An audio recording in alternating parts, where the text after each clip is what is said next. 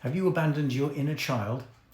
Have you ever noticed how some losses hit you harder than they should?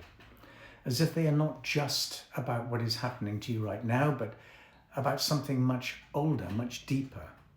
This is because for many of us, every loss brings up the echoes of the past. It awakens our inner child, the part of us that still carries the wounds of early abandonment, isolation, and sadness.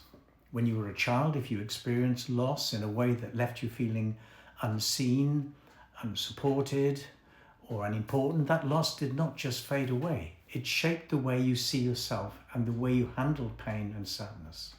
Maybe you learned that when you were hurting, no one is there to help. Maybe you learned to withdraw, to become independent, because relying on others only led to disappointment. Now as an adult, every loss, every setback, every moment of deep sadness has the potential to awaken that younger part of you, the one who never fully healed, the one who still believes that pain must be faced alone. But here is the reality. You are not that child anymore. You do not have to abandon yourself the way you were once abandoned. The most important thing you can do when sadness overwhelms you is to stay with yourself. Not to push the feelings away, not to numb them with alcohol or drugs, not to tell yourself to just move on and work hard, but to turn inward and listen. When the pain arises, take a deep breath and acknowledge it. Say to yourself, this sadness is not just about today. This is my inner child speaking, and I'm here for you right now. What did your child need back then that they never got? Maybe they needed reassurance. Maybe they needed a safe space to cry. Maybe they needed to hear that their feelings were valid. Whatever it was, you can give that to yourself now. Place a hand over your heart if it helps and say, I see you, I hear you. I will not leave you alone with these overwhelming feelings.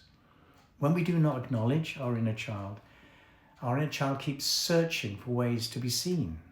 That is why deep sadness can feel so overwhelming, even turn into anger. It is not just your adult self grieving, it is the child within you asking for your attention. If you ignore him or her, if you push it down, your inner child only feels more abandoned, more unseen, more alone. But if you stay, if you listen, if you hold space for those feelings, something shifts. Your inner child starts to trust you. Your inner child begins to realize they are no longer alone in their pain. They finally have the support they always needed and deserved, but from you. Healing is not about making the pain go away. It is about changing how you respond to it. Instead of running, instead of shutting down, instead of telling yourself to get over it, you practice staying with yourself. You become the safe space that your younger self never had. You gradually become your own inner nurturing parent to support and soothe yourself growing.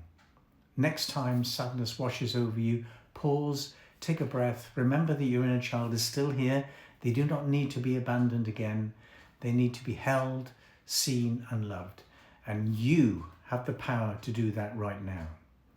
And if you need help connecting with your inner child, get in touch. Visit my website and book a free discovery call, and let's see what's possible.